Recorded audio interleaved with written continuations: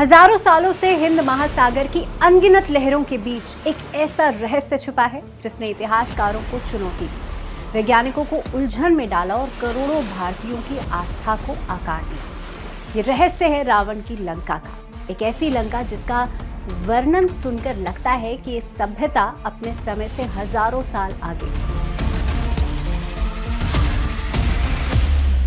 लेकिन अब आपके दिमाग में ये सवाल जरूर उठेगा कि क्या ये केवल पौराणिक कथा थी या फिर सच में धरती पर मौजूद एक उन्नत साम्राज्य जिसकी तकनीक और वास्तुकला आज भी हमारी समझ से परे है। आज हम इस रहस्य को खोलेंगे प्राचीन ग्रंथों, समुद्री अनुसंधान, भूविज्ञान, पुरातत्व और लोक कथाओं के संगम से।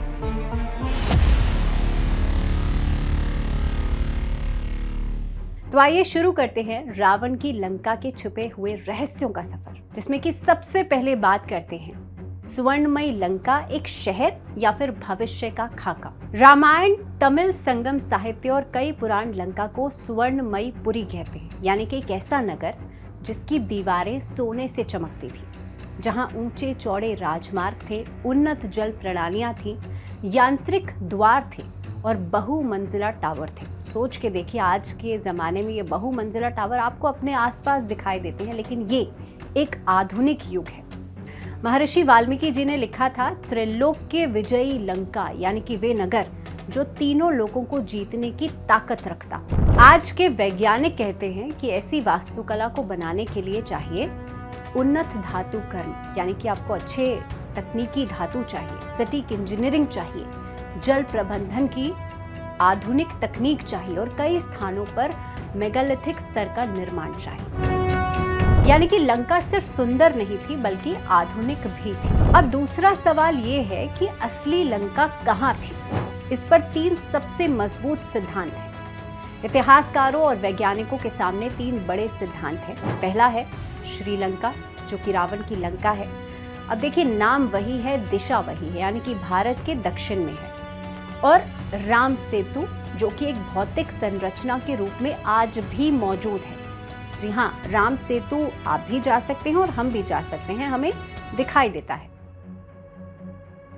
रामायण में जिस दूरी का वर्णन है वह भी आधुनिक श्रीलंका से मेल खाती है। दूसरा सिद्धांत कहता है हिंद महासागर, यानी कि इंडियन ओशन में डूबा एक द्वीप 10,000 से 12,000 साल पुराना है। ये द्वीप, समुद्री भूवैज्ञानिकों ने समुद्र में ऐसे भूखंडों के संकेत खोजे हैं जो कि कभी जमीन हुआ करते थे लेकिन अंत में समुद्र में समा गए।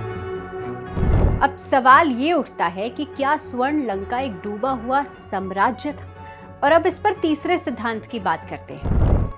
लंका एक मल्टी आइलैंड थी, यानी कि एक बहुद्वीपीय साम्राज्य।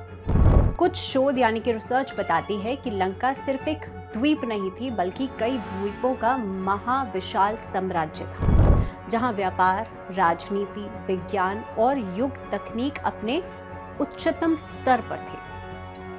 और उसकी राजधानी थी स्वर्ण लंका, वो नगरी जिसके बारे में सुनकर ही मन चकित हो जाता है, यानी कि आपके अंदर अलग ही तरह का रोमांच, एक्साइटमेंट आ जाती है। तीसरे भाग की बात करते हैं, यानी कि लंका का निर्माण दिव्य वास्तुकार या प्राचीन इंजीनियरिंग के आधार पर किया गया। लेकिन वो इंजीनियरिंग आखिरकार थी क्या? रामायण के हिसाब से देखा जाए तो लंका का निर्माण किया था विश्वकर्मा के पुत्रों और विश्वकर्मा की परंपरा के दिव्य वास्तुकारों ने।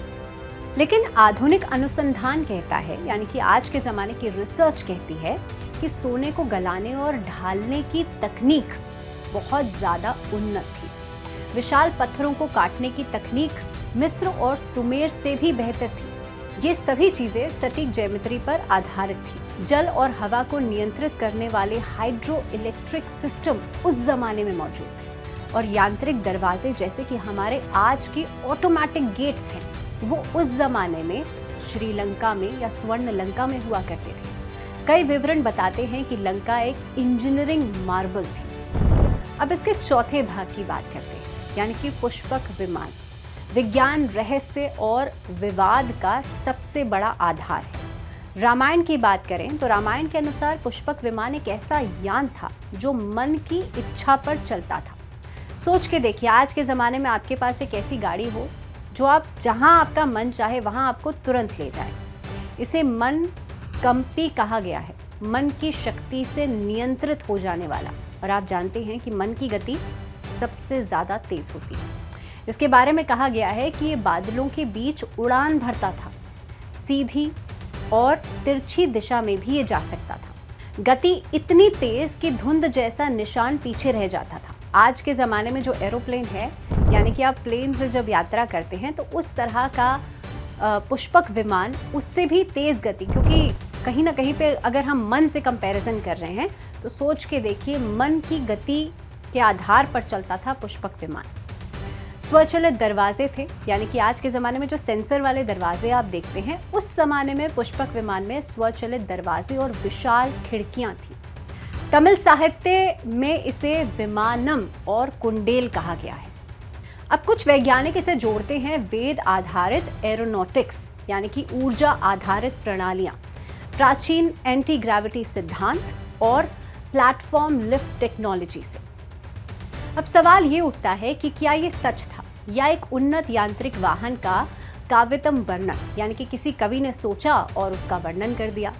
लेकिन इसका उत्तर है कि आज भी ये एक अनसुलझी पहेली है। अब आप सोच के देखिए कि क्या वाकई में पुष्पक विमान जैसा कुछ था या सिर्फ एक कवि की संरचना। 5वें भाग की तरफ बढ़ते हैं और इस भाग में आता है राम सेतु। राम सेतु मानव निर्मित है या प्राकृतिक? ये एक बड़ा सवाल है। नासा की सैटेलाइट तस्वीरों ने इस बहस को फिर से जीवित किया है। भारत और श्रीलंका के बीच पत्थरों की एक ऐसी श्रृंखला है। पत्थरों की आयु 7,000 से 20,000 वर्ष तक है, लेकिन उनके नीचे मौजूद रेत बहुत नई है, यानी कि पत्थर कहीं और से लाए गए हैं। समुद्र वैज्ञानिक इसे मानव निर्मित हाइब्रिड संरचना मानते हैं, यानी कि इसे इंसान ने बनाया है। क्या ये वही सेतु है जिसे नल नील ने बनाया था, या ये एक प्राचीन समुद्री मार्ग था? ये भी एक सवाल है। और अब अगले भाग की तरफ बढ़ते हैं। सिगिरिया, रावण का प्राचीन दुर्ग। श्रीलंका की सिगिरिया रॉक फोर्ट्रेस, जो कि 200 मीटर ऊंची चट्टान के ऊपर बना महल है। ये संरचना इतनी उन्नत और रहस्यमयी है कि कई इतिहासकार इसे रावण का अस्थायी गढ़ मानते थे। और यहाँ मिलता है एक जटिल जल प्रणाली, सुरक्षा के लिए गुप्त मार्ग, जो कि उन्नत अलग अलग तरह के चित्र बने हुए हैं और लंका जैसे महलों का वर्णन इस पर किया गया है। सिगिरिया का पूरा डिजाइन लंका के अलग अलग वर्णनों से मेल खाता है। और अब एक और सवाल की तरफ बढ़ते हैं। लंका का डूबना समुद्री विज्ञान की गवाही था या कुछ और?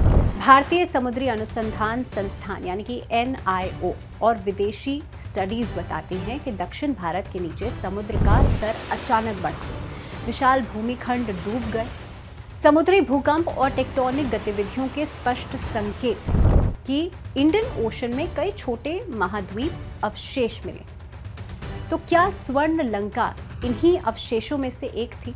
कई डाइविंग मशीनों में ऐसे खंड मिले हैं जो कि कृत्रिम संरचनाओं जैसे दिखते हैं। और इसी पर आधारित एक और सवाल, रावण एक राजा नहीं, एक वैज्ञानिक सभ्यता के प्रणेता थे। रावण को अक्सर गलत रूप में समझा जाता है, लेकिन ग्रंथ कहते हैं कि वो एक महान विद्वान, ज्योतिष और खगोल के विशेषज्ञ थे, संगीत और आयुर्वेद के जानकार, रसायन और ऊर्जा विज्ञान के उस्ताद थे, शिव के सर्वोच्च भक्त थे और लंका को तकनीकी महाशक्ति बनाने वाले शासक यानी कि राजा थे। रावण के 10 सिर थे तो हम सभी जानते हैं। अलग अलग ज्ञान क्षेत्रों का प्रतीक भी थे। लेकिन क्या रावण की लंका से साहित्यिक और ऐतिहासिक प्रमाण भी मिलते हैं? कई ग्रंथ लंका के अस्तित्व को वास्तविक बताते हैं। सबसे पहला है स्कंद पुराण, रघुवंश पुराण, अग्नि पुराण, कंब रामायण, आनंद रामायण, तमिल संगम साहित्य, श्रीलंका के राजा बलि, दीपवंश, महावंश। इतने सारे स्तोत्र एक साथ एक ही दिशा में इशारा करते हैं कि लंका सिर्फ एक मिथक नहीं थी। और अब अगला सवाल, महासागर के भीतर छिपे हुए सबूत किस तरफ इशारा करते हैं? पानी के अंदर मिलते हैं विशाल पत्थर संरचनाएं, समतल प्लेटफॉर्म, गोलाकार और वर्गाकार खंड और प्राचीन मार्ग। अब सोच के देखिए कि कई संकेत तो स्पष्ट कहते हैं एक उन्नत सभ्यता समुद्र के भीतर दबी हुई है। निष्कर्ष ये निकलता है कि लंका मिथक नहीं बल्कि एक दबी हुई सच्चाई है। इतिहास, पुरातत्व, समुद्री विज्ञान और ग्रंथ सभी एक ही बात बता रहे हैं कि लंका तब भी थी और आज भी है, लेकिन ये वास्तविक थी, उन्नत थी और अपने समय से हजारों साल आगे थी। शायद एक दिन जब विज्ञान, आस्था और इतिहास एक साथ आएंगे तो उस सोई हुई लंका का रहस्य पूरी तरह से जाग जाएगा। और यही था रावण की लंका का छुपा हुआ रहस्य।